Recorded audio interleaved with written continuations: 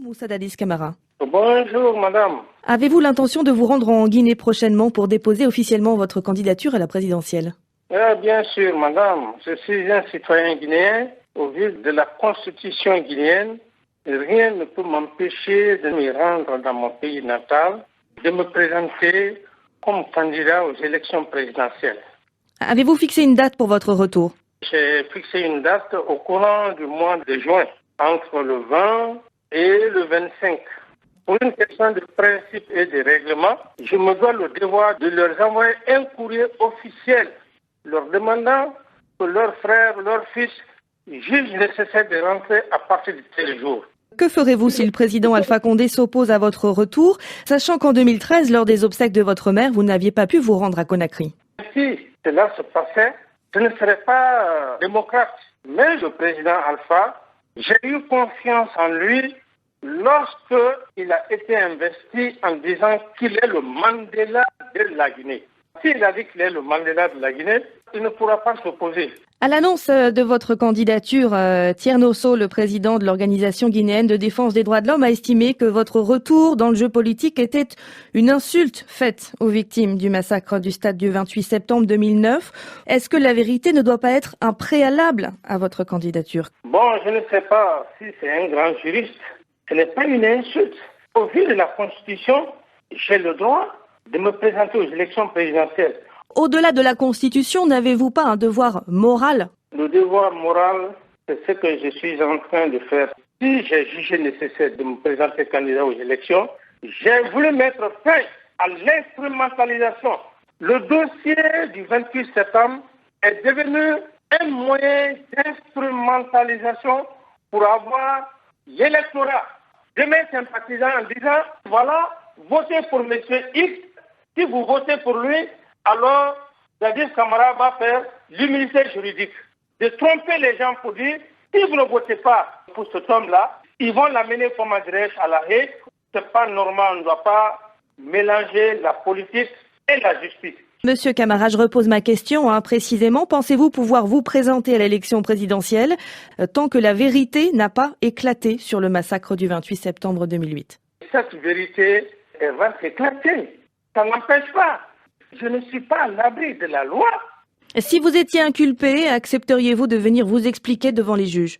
Même étant ancien président, même candidat aux élections présidentielles, mon choix serait de passer un jour devant des juges, devant la communauté nationale et internationale pour dire ma part de vérité. Je reste à la disposition de la justice guinéenne à n'importe quel moment et devant le barreau guinéen, si possible.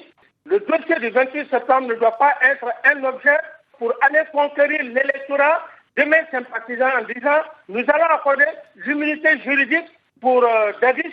Vos chances de remporter l'élection sont très minces. Votre parti est implanté en Guinée forestière, mais pas sur le reste du territoire. Vous parlez d'instrumentalisation. Est-ce que vous n'êtes pas en train de négocier votre immunité contre le ralliement de l'électorat de la Guinée forestière? Madame, la corruption n'est pas une culture pour moi. Si j'avais l'intention de négocier, je n'allais pas me présenter comme candidat aux élections présidentielles. Je serais resté dans les coulisses à Ouagadougou. Il n'y a plus de négociations concernant le dossier du 28 septembre. Alors revenons à si vous le voulez bien, Moussa Dadis Camara, à ce qui s'est passé le 28 septembre 2009. Pourquoi avoir décidé ce jour-là d'envoyer l'unité d'élite de la garde présidentielle dans ce stade où se déroulait une manifestation autorisée et alors qu'il n'y avait pas d'émeute en ville? Merci madame. Avez-vous les preuves juridiques? Avez-vous les preuves que j'ai envoyé des gens? En tant que chef des forces armées, c'est vous qui déteniez l'ultime commandement et vous avez déjà reconnu avoir envoyé les hommes sur place ce jour-là. Écoutez madame, vous parlez, je suis tenu obligé sans pourtant rentrer dans les détails, mais je crois que c'est les juges qui pourront me poser cette question. Sinon, j'aurai la prétention de me défendre et je n'ai pas l'intention de faire justice. Commandant en chef des forces armées, il y a une structure, il y a un ministre de la Défense, il y a des chefs d'état-major particuliers. C'est comme si on disait un président est le premier magistrat d'une nation. Cela ne veut pas dire qu'il assume le rôle du ministre de la Justice, non. Les auteurs du rapport des Nations Unies sur le sujet vous citent monsieur comme un des principaux responsables du massacre et estiment au minimum que votre responsabilité pénale est engagée. Oui, madame. Et si les Nations Unies l'ont fait, les Nations Unies aujourd'hui ont besoin d'un jugement. Et que ce jugement pour à suffisance les preuves que vous venez de parler pour dire que j'ai ordonné, j'ai dit aux gens d'aller. C'est pour cette raison que je ne voudrais pas outrepasser la compétence des juges. Ce serait me justifier. On n'est plus à l'heure de la justification. J'irai devant les autorités compétentes et ça dépendra maintenant de leurs convictions. Moi, je ne ferai que donner ma part de vérité. Moussa Dadis Camara, merci beaucoup.